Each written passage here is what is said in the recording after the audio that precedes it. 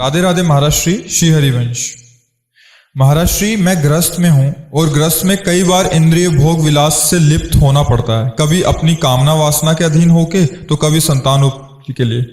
पर इन सब के बाद मन चिंतन बहुत दुखी होता है। ऐसा क्या करें गृहस्थ में रहते हुए भी कि भजन सेवा में उत्साह कम ना हो और भाव ना बिगड़े? कृपया मार्गदर्शन करें। किसका प्रश्न है? हाँ, बात यह है कि देखो, चाहे गृहस्थ में चाहे जिस मार्ग में, जो काम है इसका काम है सत्य चिंतन में बाधा पहुंचाना, और इसकी पूर्ति के बाद तृष्णा पैदा होना, अपूर्ति में क्रोध पैदा होना। काम से कभी किसी को विश्राम में शांति तो मिलती ही नहीं है, ये तो पक्की समझ लो। हाँ, गृहस्थ धर्म में इस काम का सेवन गृहस्थ धर्म के पालन के लिए होता ही है। कोई भी हो जो गृहस्थ स्वीकार किए तो ये काम लीला होती ही है। अब इसको संयमित भी किया जा सकता है, बस इसमें एक सुधार करना है। छूट नहीं दे देने की हम गृहस्थ हैं तो चलो भाई, ऐसा नहीं। आप जितना लंबा समय निकाल सकते हो उतना निकालिए। फिर जब कभी ऐसा संयोग हो तो प्रभु को पहले प्रणाम कीजिए, क्योंकि चोरी तो नहीं कर रहे ना, कोई गंदा आचरण तो करने दूसरे के साथ जाने, अपने घर का विषय है ना। प्रभु को प्रणाम के नाथ, अब आप ही देख लो, इसमें उतरना ही पड़ रहा है, चाहे आप हमारी वासना समझो चाहे हमारी पत्नी की वासना समझो। अगर आपको परमार्थ में उन्नति चाहिए तो हमारी बात समझना, उसको भी हमें भजन बनाना होगा।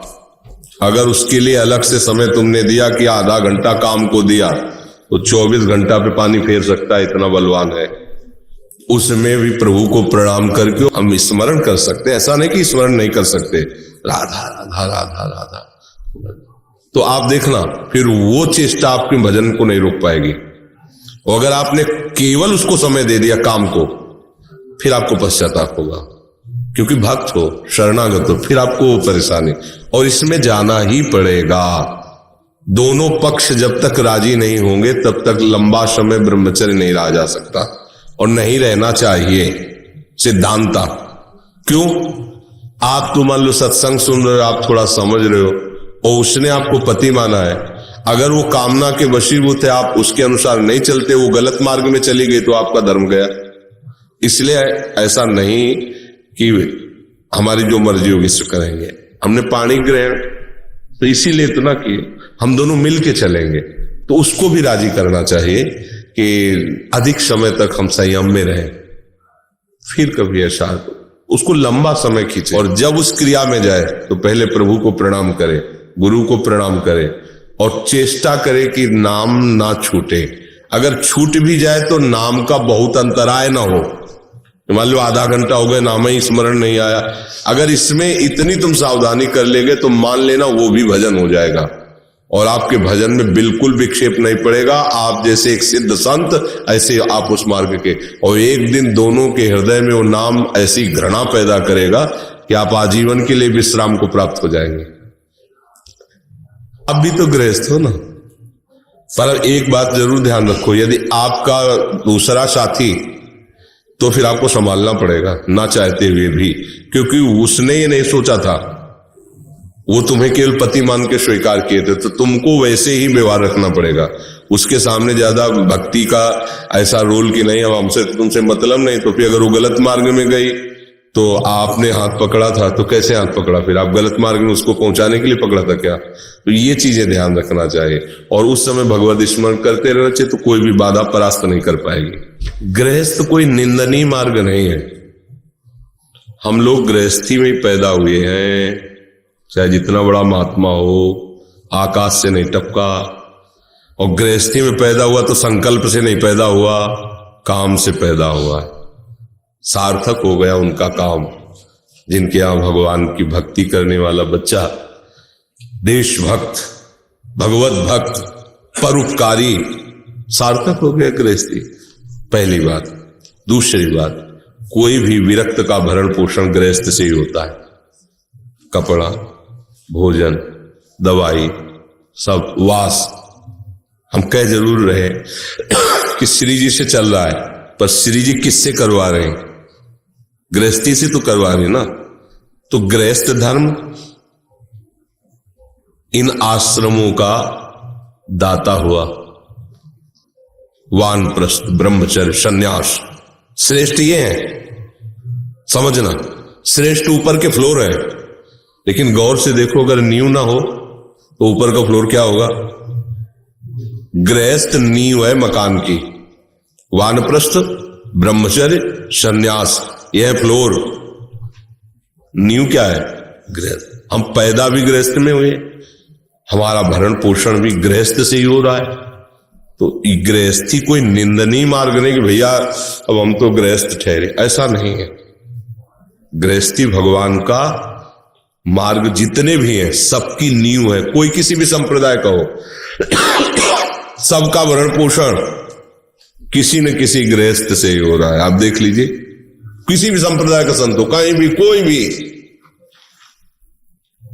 ये सोफा गृहस्थ के द्वारा दिया गया है, भोजन गृहस्थ के द्वारा दिया गया, तो शरीर, दवाइयां गृहस्थ से चल रही, डायलिसिस गृहस्थ से हो रहा है, हर बात। हमारा क्या है? तो पैदा हम गृहस्थ में हुए, तो अगर ज्यादा हम विरक्ति की मुच्छटें तो हम है क्या? आप समझो, भगवान के आश्रित, लेकिन हमारी उत्पत्ति गृहस्थ से हुई, हमारा भरण पोषण, साधना, ये सब गृहस्थ से पूर्ण हो रहे। तो गृहस्थ मूल हुआ कि नहीं हुआ? प्रगट व्यवहार में कोई भी यज्ञ करो, कोई भी दान पुण्य कुछ भी हो, किसी का आटा किसी का घी, और यज्ञ कर रहे बाबा जी, समझ में आ रहा है? किसी का, समझ गए? समझ रहा, नाम हो रहा है किसका? बाबा जी का, लेकिन किसी का आटा किसी का घी। बात तो ये चल रही गृहस्थ की। तो आप लोग ये मन में लाके कि हम तो गृहस्थ हैं, ऐसी बात नहीं। धर्म से चलो तो गृहस्थ आश्रम माता की तरह हर आश्रमों का पोषण करता है, हर आश्रमों का। वानप्रस्थ, ब्रह्मचर्य, सन्यास, सबका भरण पोषण गृह। देखो, घर में चाहे जैसी अव्यवस्था हो, कोई महात्मा आ जाता है ना, तो 2 रोटी दे के पेट भरने की कोशिश ही करेगा। तो ये गृहस्थ आश्रम ऐसा ना समझा जाए कि अरे वो तो गृह, ऐसा नहीं। हाँ, बहुत माननीय और बहुत धर्म का ये गृहस्थ आश्रम है। बस इसमें थोड़ा सा सुधार होने की जरूरत है। तो भजन कर, थोड़ा कम भजन भी होगा ना, तो भी आपकी गति बहुत ऊंची होगी। क्योंकि जितने बहुत भजन करने वाले हैं, उनका अन्न जो पोषण आपके द्वारा ही हो रहा है। जो बहुत त्यागी बैरागी हैं, वो भी अगर फल भी पाएंगे तो गृहस्थ ही कोई पहुंचाएगा, आकाश से सीधे फल नहीं आके गिरेगा। इसलिए आप बहुत अच्छे हो, बहुत अच्छे धर्म में हो, भगवान के द्वारा बनाया गृहस्थ धर्म है। बस ठीक से चलना है। ठीक से नहीं चले तो विरक्त होकर भी क्या हाथ लगने वाला है? ठीक से चले तो गृहस्थी, आप मूल बात समझ लो कि गृहस्थी क्या है। गृहस्थी विरक्तों को प्रकट करती है, और विरक्त जनों का भरण पोषण, जितने भी परमहंस महात्मा हुए सब गृहस्थ धर्म से, जो वहीं से तो आए ना, और भरण पोषण उन्हीं के द्वारा हो रहा है। और वो दैन्य है इस बात के लिए कि कहां आप महात्मा हो, कहां मैं नीच गृहस्थ। हर बात वहां जोरदार की है, हर बात वहां जोरदार की है। बस अपने आचरण मत खराब करो, तो जो एक विरक्ति की गति होगी वही आपकी गति होगी। इसमें अंतर नहीं, इसमें अंतर नहीं कि आप भाई गृहस्थ हो तो बातें नहीं। गृहस्थ होते हुए आप अगर ऐसे आचरण करते हो ना, अतिथि सेवा, साधु सेवा, भगवत आराधना, नाम जप और मेहनत करके, तो भैया बहुत बड़ी यज्ञ हो रही, इसमें कोई चिंता की बात नहीं है।